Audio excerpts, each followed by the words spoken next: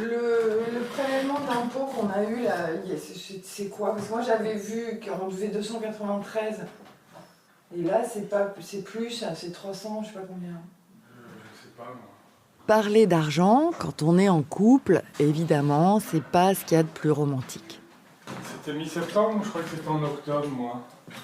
Et puis c'est jamais le bon moment pour sortir sa calculatrice, je trouve. Il me semblait qu'il y avait un truc foncier ou taxe d'habitation. On a déjà suffisamment de sujets d'engueulade comme ça. Moi, j'ai pas toujours le courage de casser l'ambiance avec des histoires de factures, ni de passer pour la radine de service. Je rêve ou quoi? Alors qu'on est d'accord, c'est complètement débile d'avoir encore ce genre de tabou après 15 ans de vie commune et 2 enfants. Pauline, il y a 3 papas qui te font ton bibou. Parce que ce qui est en jeu, c'est pas des chipoteries sur combien on dépense chaque semaine au Carrefour Market. Ce qui est en jeu, c'est l'égalité économique au sein du couple. Et c'est capital, c'est le cas de le dire. Sauf qu'il suffit pas de s'aimer pour qu'elle se mette en place naturellement, l'égalité. Loin de là. Il y a tout un tas de petites questions techniques bien prises de tête à régler. Par exemple, est-ce qu'on doit encore participer à 50-50 au compte commun s'il y en a un des deux qui se met à gagner plus? Et d'ailleurs, combien chacun gagne précisément? Comment on va s'organiser pour que les dépenses soient à peu près équitables, que ce soit le plus juste? Ça prend des heures de réfléchir à tout ça. Sans compter la grosse question implicite qui se cache là-bas en arrière-fond. Comment ça se passera si un jour on doit se séparer au niveau financier? Ça, c'est vraiment la question qui tue. Et qu'on a beaucoup de mal à aborder frontalement. Alors que c'est peut-être la plus importante. Alors dites-moi, qu'est-ce qu'on fait? Est-ce qu'on peut aller plus fort? Vivons heureux avant la fin du monde. On est mal. Un podcast anti-crise pour nous aider à repenser nos modes de vie. En ligne chaque mois, si on y arrive. Une proposition de Delphine Saltel, réalisée par Arnaud Forest et produite par Arte Radio. Épisode 10. Paye ta séparation.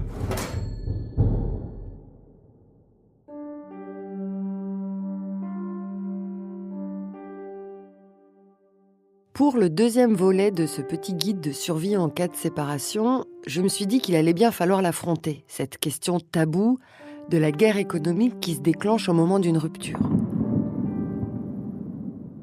Parce que ça sert à rien de la jouer grand prince en s'imaginant qu'on sera au-dessus de ce genre de préoccupations bassement matérielles. On le sait très bien, dans les séparations, il n'y a pas que les petits cœurs qui souffrent. Les porte-monnaies aussi en prennent un coup. Alors, évidemment, chaque situation amoureuse et financière étant particulière, je ne vais pas dégainer un mode d'emploi unique. 10 astuces pour éviter de se retrouver complètement fauché après une séparation.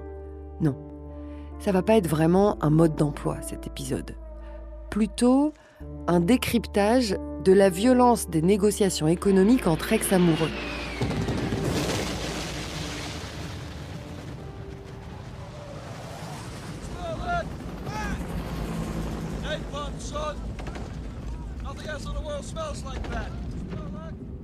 Alors avant d'entrer dans le vif du sujet et de parler argent, il faut d'abord faire une petite mise au point sur ce qui se passe au moment de la séparation.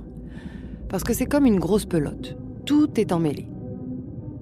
Et donc on va reprendre le fil là où on s'est arrêté à la fin de l'épisode précédent.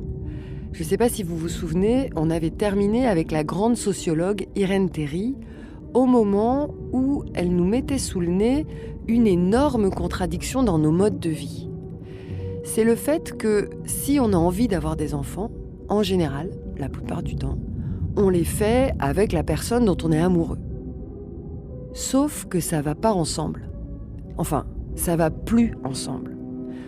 Pourquoi ? C'est ce qu'Irène Théry nous explique tout de suite. Donc aujourd'hui, les gens considèrent que tomber amoureux, c'est pas avoir une garantie, une assurance à vie, ni un joug mis au front à vie. On a élu quelqu'un, on a des raisons qui nous appartiennent. Et il y a des attentes à l'égard du lien qui font que si ces attentes sont déçues, on comprend qu'on puisse mettre fin à la relation. L'autre peut partir, on peut s'entendre dire de jour au lendemain « je m'en vais ». Ça fait partie des normes, on le sait. On le sait, oui, et d'ailleurs on peut en penser ce qu'on veut, mais c'est la norme. Un couple, ce n'est plus indissoluble. Oh, le petit bébé. Par contre, et c'est là qu'il y a une grosse contradiction, l'autre lien au cœur de nos vies personnelles, celui qui nous attache à nos enfants, lui, il est devenu indissoluble. Indissoluble et inconditionnel.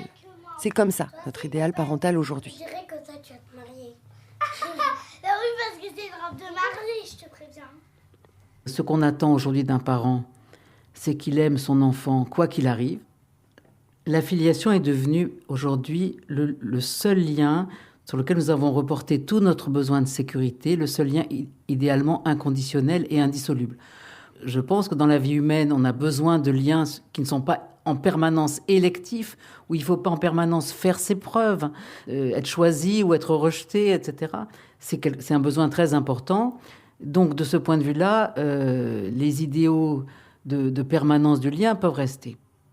Au moment d'une séparation, qu'est-ce qui va se passer ? Voilà, c'est au moment de la séparation que la contradiction entre les deux idéaux nous pète à la figure. Comment les deux liens vont-ils coexister ? Oui, on peut en avoir sa claque de la personne avec qui un jour, il y a longtemps, on ne sait même plus pourquoi, on a décidé de faire des enfants. Et oui, on peut la quitter parce qu'on ne supporte plus ses analyses politiques à l'emporte-pièce, ni le désert de Gobi qui est devenu peu à peu la vie sexuelle avec elle. Par contre, cette personne, on ne peut pas la faire disparaître totalement de sa vie. Non. Puisqu'avec notre nouvel idéal parental, indissoluble et inconditionnel, il va falloir coopérer.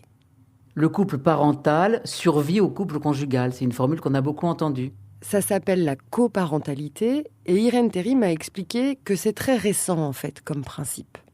La société d'aujourd'hui, pas celle d'hier, pas celle des années 70, la société d'aujourd'hui veut cet idéal de coparentalité. On divorce de son conjoint, on ne divorce pas de ses enfants. Il faut rester parent toute la vie, arriver à coopérer, pour que, justement, l'idéal de maintien de la filiation de chacun puisse être assuré. Avant, on faisait un lien direct entre les fautes dans le couple et l'organisation de la famille et des enfants. Le fautif, celui qui avait amené la séparation, on ne lui confiait pas la garde des enfants, parce qu'on disait le fautif, en fait, il s'exclut lui-même de la famille. Donc un divorce, c'est une autorisation d'expulser le coupable. Et la famille, elle demeure avec l'innocent et ses enfants.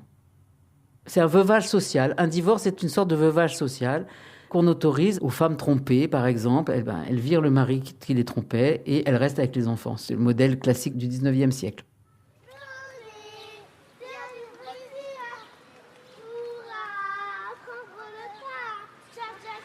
Donc on disait les enfants à l'innocent. Après on a dit les enfants à la mère parce que l'intérêt de l'enfant c'est d'être élevé par leur mère qui les a plus élevés que le père, etc. qu'avant.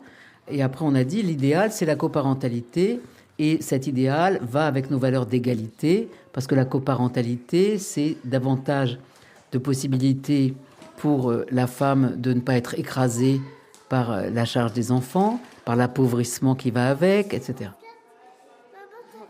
Donc cet idéal de coparentalité, on comprend pourquoi il s'est substitué à l'idéal d'alternative, de choix qu'il y avait encore dans la loi de 75, loi de 1975. L'enfant sera confié à l'un ou l'autre des parents.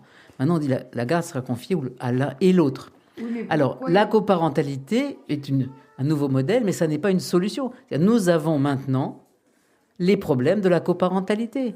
Avant, on ne les avait pas. On avait les problèmes de l'uniparentalité.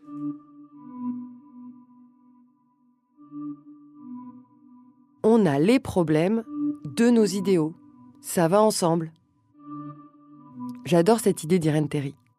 Parce qu'elle nous oblige à aller regarder ce qui se cache derrière des valeurs consensuelles sur lesquelles on ne se pose pas trop de questions, comme la coparentalité. Ça relève de l'évidence, l'idée qu'après une séparation, chacun des deux parents doit rester présent pour ses enfants. Mais du coup, on ne réfléchit pas vraiment à toutes les répercussions concrètes que ça peut avoir, notamment sur le plan matériel. Heureusement, il y a Irène Théry qui travaille là-dessus depuis des années. Dans ses livres, ce qu'elle montre, et que franchement, j'avais jamais percuté avant, c'est qu'en encourageant comme ça les couples désunis à maintenir un lien de coopération pour bien s'occuper de leur progéniture commune, on leur refile une espèce d'injonction paradoxale. En gros, vous pouvez divorcer, ok, mais sans vous faire la guerre. C'est ce qu'Irène Théry appelle la norme du bon divorce négocié. Et vous allez voir les conséquences économiques que ça entraîne. Quand les gens vont se séparer, cette norme de la bonne entente, de la coopération pacifique, en particulier en tant que parents, va leur être exposée. Il ne faut pas mélanger les choses. Vous avez votre lien de couple, votre séparation, et il y a le lien aux enfants. Ça ne doit pas s'interpénétrer. Ça, c'est le discours qu'on tient aujourd'hui, que tiendront les juges, les travailleurs sociaux. Il est logique, cet idéal de bonne entente, puisque la règle sociale, c'est vous devrez continuer à coopérer. Donc on est une société, comme les autres, elle vous laisse libre. Mais sur le fond, elle vous dit des normes, elle vous dit ce qu'elle attend de vous comme parents. Mais si on dit vous allez vous devoir entendre comme si c'était à n'importe quel prix, c'est là où ça ne va pas. On va dire qu'il fallait donner à manger de l'argent pour le McDo. Je vais vous donner de l'argent. Tenez. 4 000. Tenez. Merci. Ça y est, on y est. C'est là où je voulais en venir depuis le début. Aux dommages collatéraux inattendus sur notre portefeuille. Parce que si au moment de la séparation, il y a un conflit financier, ce qui arrive quand même souvent, une arnaque sur le calcul des frais, le partage à la revente de l'appartement ou combien a coûté le frigo qu'on avait acheté ensemble, eh ben, on n'est pas trop censé sortir ses griffes avec cette norme du bon divorce négocié, dans laquelle on baigne et qu'on a tous plus ou moins intégré. L'idée que l'important, que coûte, il fallait s'entendre pour les enfants. Donc, pour l'argent, c'est un connard, mais on va s'entendre pour les enfants. Il n'y a pas eu de trahison, on s'entend bien, c'est juste la fin d'une histoire, il n'y a plus de désir, mais il n'y a pas de conflit. Bon, il y a un énorme conflit sur l'argent, mais...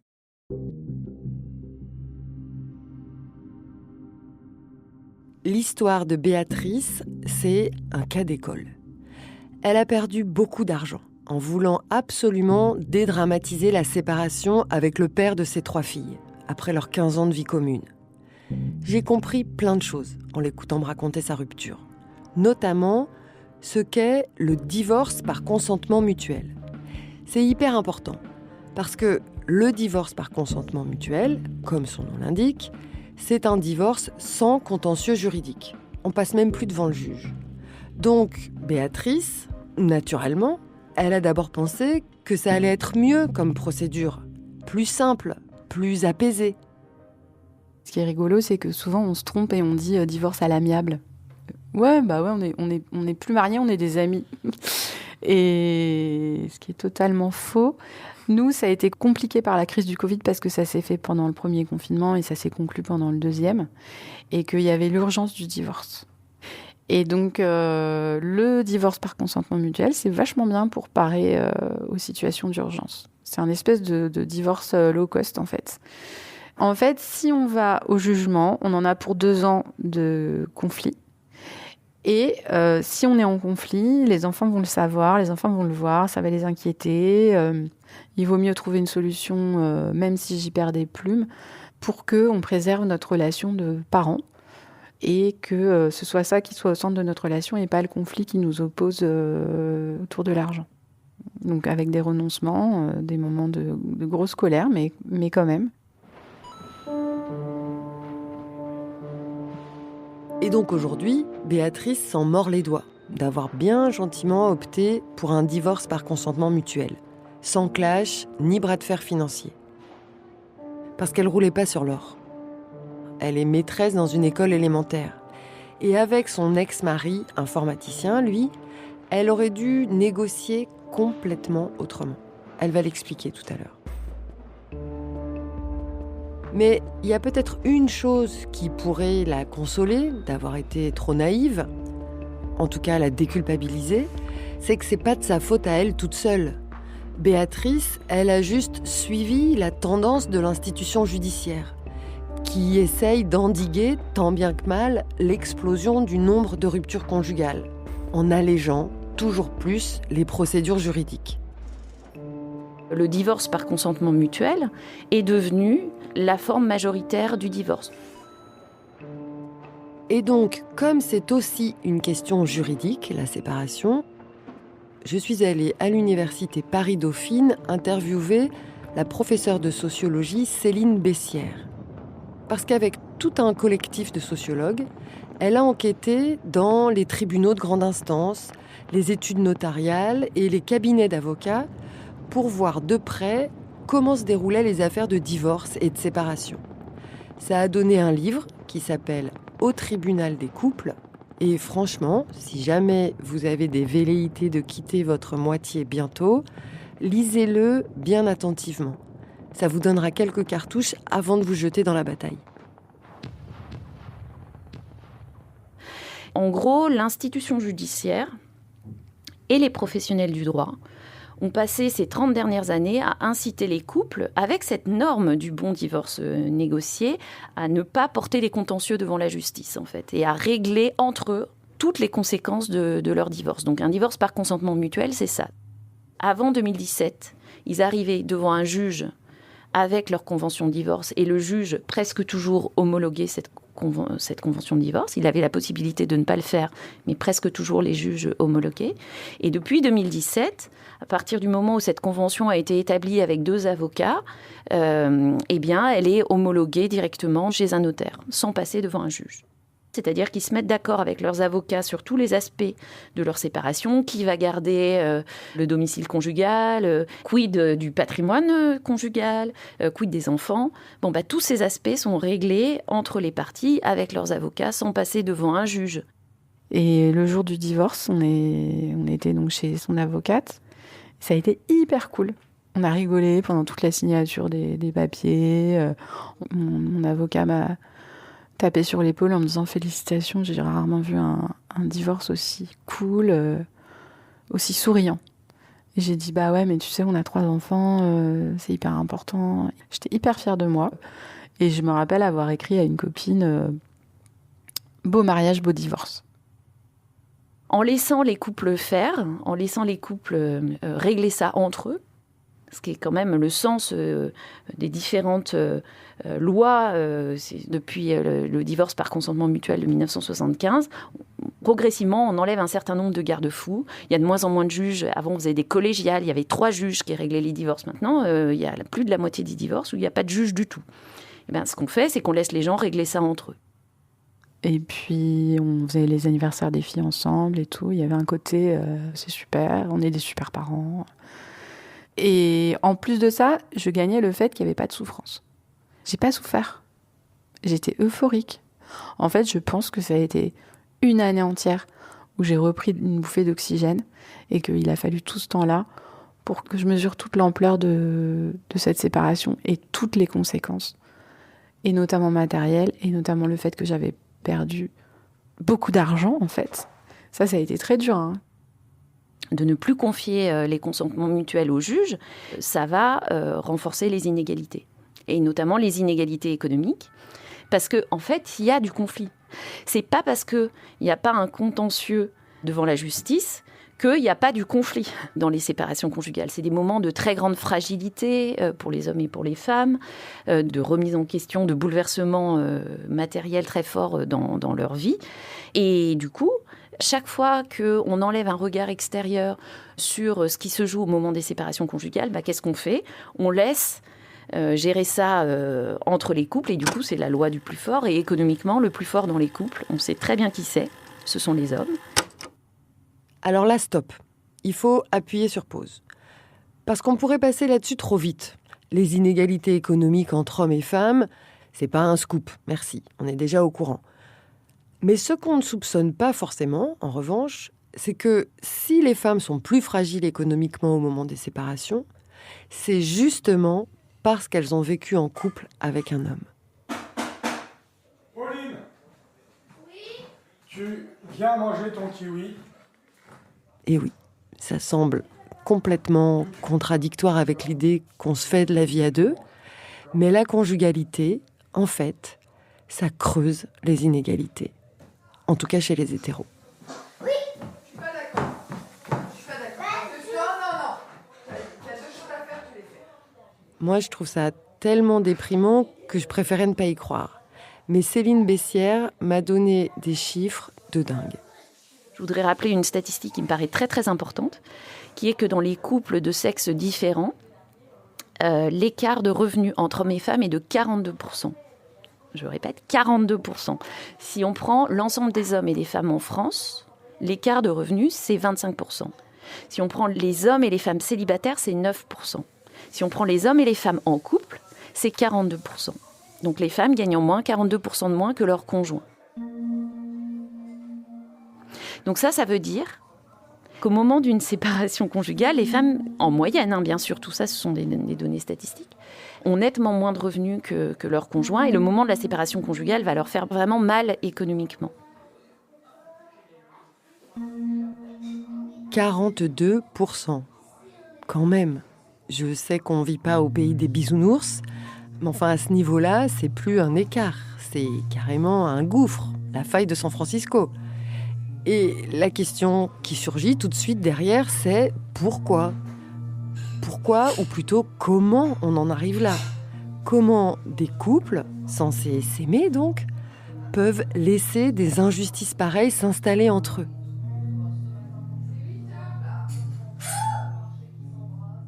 Alors, tout simplement, du fait du travail domestique et parental. Donc là, il y a une autre donnée statistique qu'on aime bien donner avec Sybille Golac, sont les enquêtes emploi du temps de l'INSEE. Donc, c'est des enquêtes très précises où on demande aux hommes et aux femmes, dans plein de situations familiales différentes, de décrire ce qu'ils font toutes les 10 minutes pendant quelques jours. Et qu'est-ce qu'on constate ? On constate que les hommes et les femmes en couple, on va prendre les hommes et les femmes en couple avec enfants. Les femmes en couple avec enfants travaillent en moyenne 54 heures par semaine. Les hommes en couple avec enfants travaillent en moyenne 51 heures par semaine. Donc les femmes travaillent 3 heures de plus. Okay, elles ont 3 heures de moins de loisirs, de sommeil, de temps pour elles que les hommes. Qu'est-ce que j'ai fait quand je compare ces 54 heures et ces 51 heures ? J'ai additionné, en fait, pour les hommes et pour les femmes, leur travail professionnel et leur travail domestique. Le travail professionnel est rémunéré, le travail domestique est gratuit. Or, les femmes, parmi leurs 54 heures de travail, 2 tiers est du travail gratuit, 1 tiers est rémunéré. Les hommes, en couple avec enfants, 1 tiers de leur travail est gratuit, 2 tiers de leur travail est rémunéré. Eh oui, c'est moche, mais c'est au cœur de la petite vie banale de tous les jours que les inégalités se fabriquent.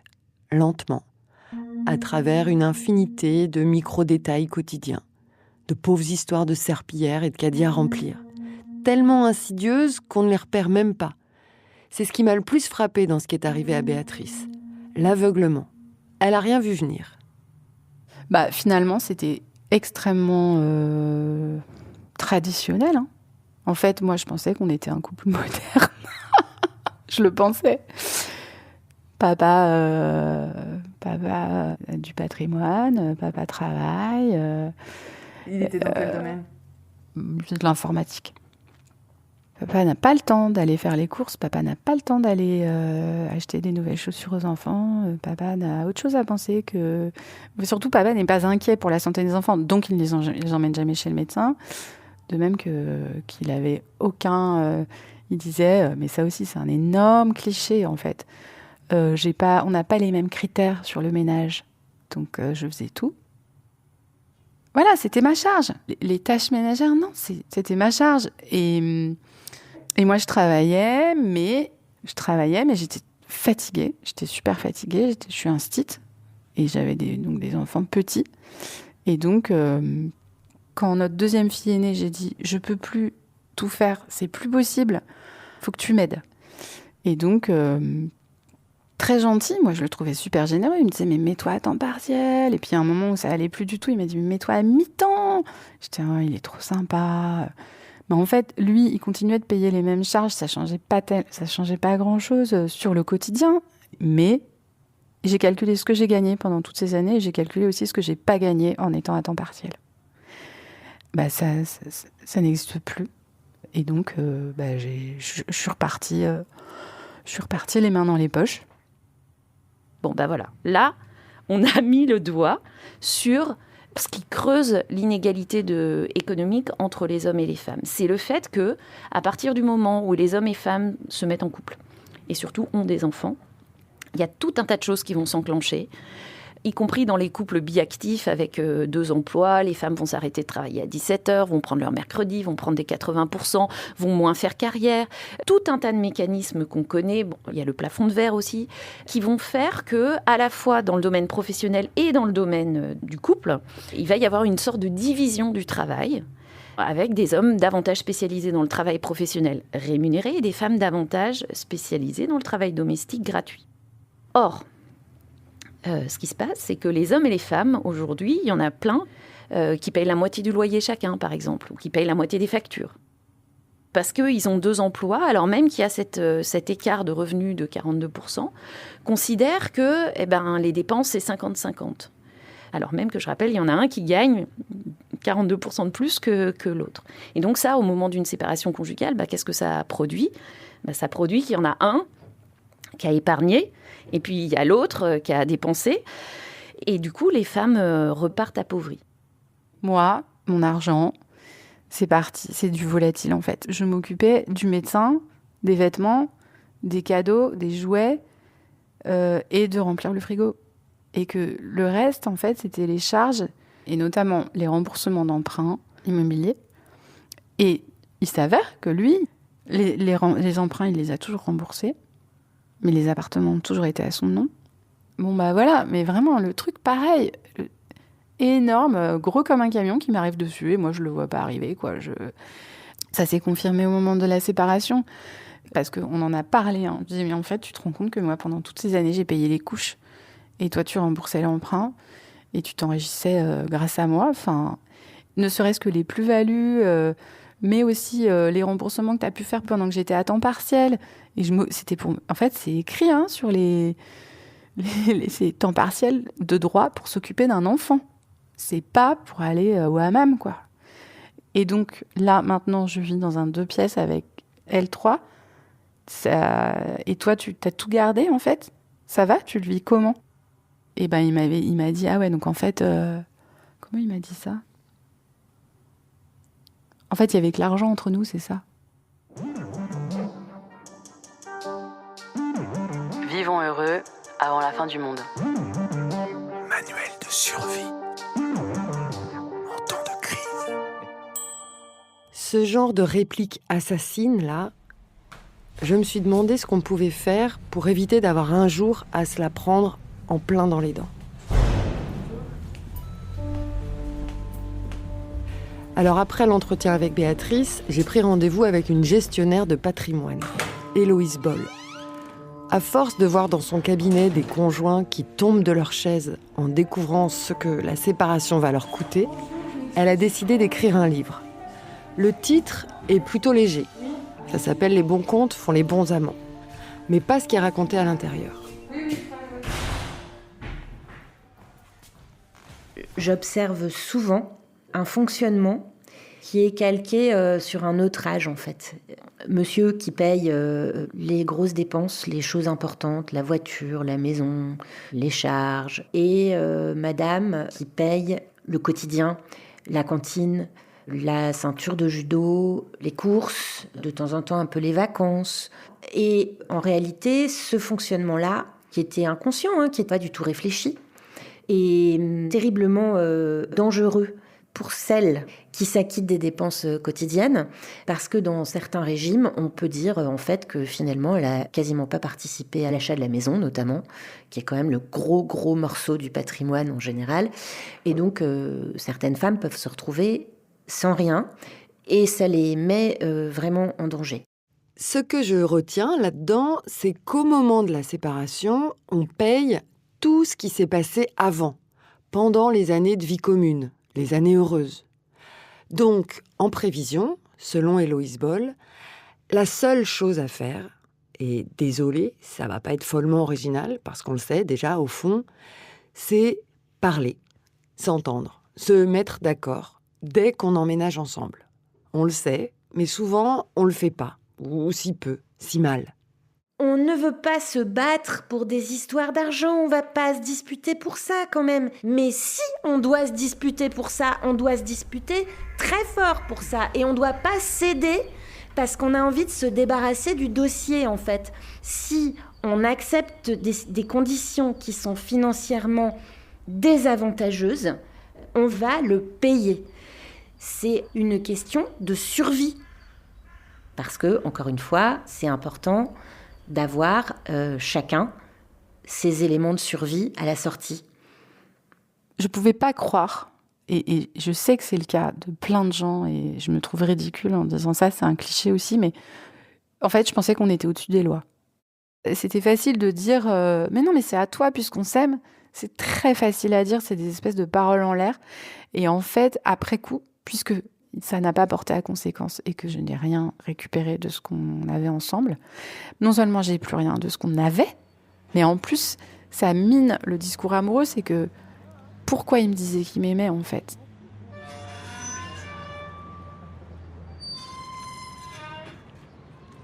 Le dernier appartement, le grand appartement dans lequel on était, où est née notre 3e fille, je lui avais dit, mais c'est pas chez moi. Et il m'avait dit, mais bien sûr que c'est chez toi, de quoi tu parles. Et j'avais dit, mais c'est pas à moi. Il m'avait dit, mais ça revient au même puisque tu es enceinte de mon enfant. Ça revient au même. Donc, pas la peine d'aller chez le notaire, pas la peine de me faire signer les papiers.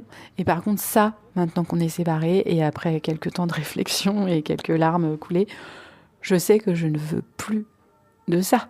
Que je peux plus être aimée de cette manière-là, et j'ai pas envie d'aimer quelqu'un comme ça, c'est pas possible en fait. Quand on parle d'argent, on peut avoir l'air, pour une femme, on peut dire je suis une femme vénale parce que je me préoccupe d'argent. C'est pas ça la définition d'une femme vénale. J'ai cherché, c'est une femme qui se préoccupe d'argent au détriment de la morale. Mais se préoccuper d'argent et de son argent, c'est quelque chose qui relève de la survie. Et donc, ça n'est pas sale. Et ne pas en parler parce que on a peur de faire des vagues, c'est suicidaire. Vous médiez parce que en général c'est toujours sur les femmes que ça repose. Ça s'appelle la charge.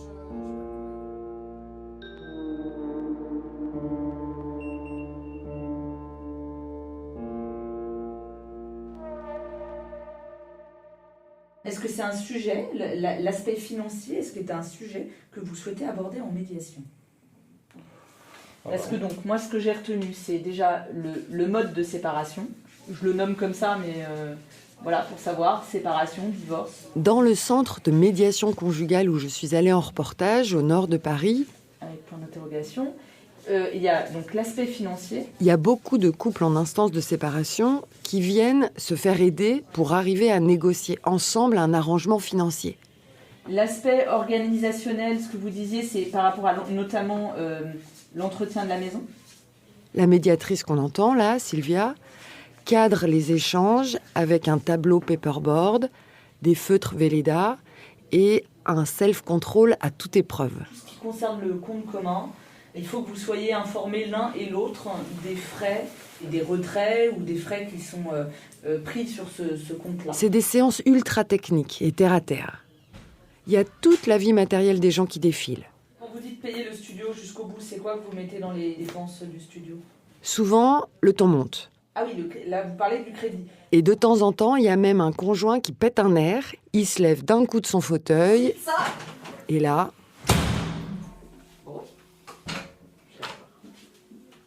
Mais le plus violent, j'ai trouvé, c'est pour les couples en union libre. Parce que eux, ils n'ont pas de régime juridique clair. Aucun texte de loi pour les guider dans leurs négociations. Alors, on en revient un petit peu à ce sentiment d'injustice que vous évoquiez, en fait, et à cette reconnaissance dont vous avez besoin par rapport à ce que vous avez fait pendant ces 17 ans de vie commune.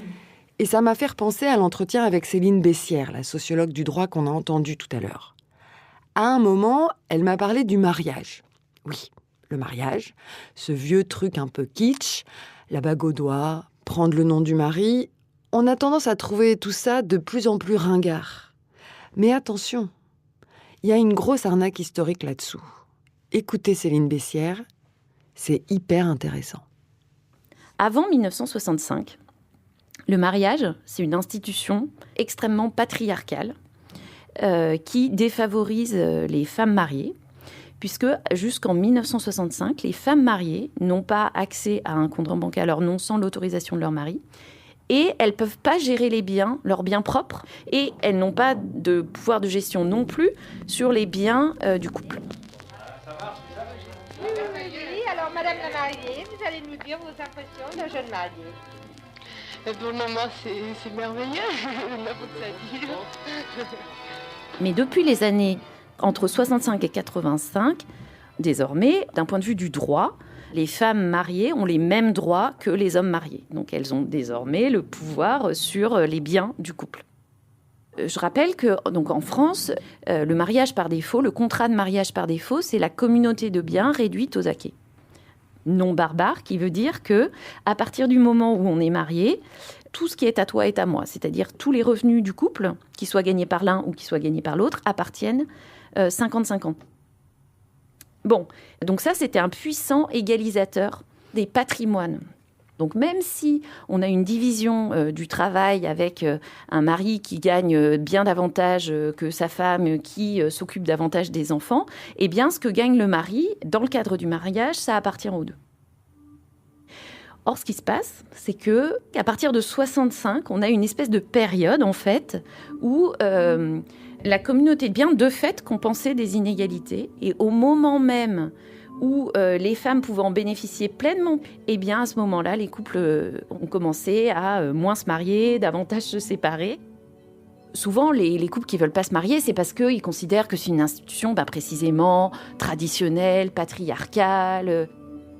Donc on peut dire qu'on a une espèce d'arnaque historique qui est qu'au nom de cette critique de l'institution du mariage, qui était quand même vraiment justifiée avant 1965, les femmes ont cessé et les hommes se sont moins mariés à partir des années 70-80, précisément au moment où le mariage devenait plus égalitaire d'un point de vue patrimonial. Et on se retrouve dans une situation où aujourd'hui, on a de l'inégalité économique et on n'a plus les mécanismes protecteurs du mariage pour tout un tas de couples qui ne se marient pas. D'accord, mais alors, du coup, qu'est-ce qu'on fait en attendant ? L'idée, c'est pas de foncer toutes chez Pronuptia enfiler une robe blanche, j'imagine. Et quand j'ai posé la question à Céline Bessières, elle m'a répondu qu'elle n'était pas là pour nous donner des conseils comme une coach de vie.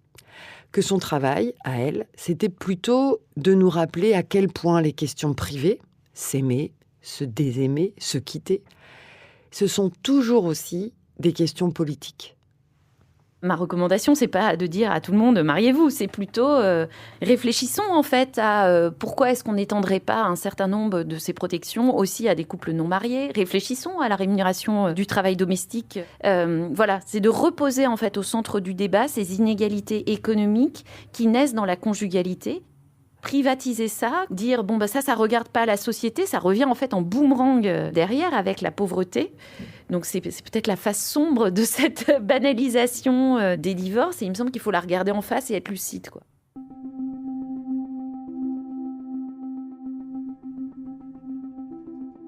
Toi, par exemple, tu penses que pour un bon mari, il faut qu'il ait quoi, toi, tu penses ? Qu'il soit rigolo, qu'il soit très gentil, qu'il soit généreux, qu'il soit... Bon, il va falloir y aller, c'est l'heure de la petite discussion du soir sur le canapé avec ma fille. Qui me dit pas à chaque fois de faire tout le boulot, parce que, voilà, c'est pas parce que je suis libre que je dois faire tout le boulot. La prochaine fois, pour le dernier épisode de cette mini-série Séparation, on parlera de ça justement, des enfants et de ce que ça leur fait, la vie en garde alternée. Vivons heureux avant la fin du monde est un podcast produit chaque mois par Arte Radio. Vous pouvez l'écouter sur son site, arteradio.com, son appli gratuite, SoundCloud, Deezer ou votre plateforme d'écoute préférée. Et je voudrais épouser une belle princesse. Commentez, partagez, abonnez-vous au podcast et mettez-lui des étoiles pour soutenir l'émission et la planète.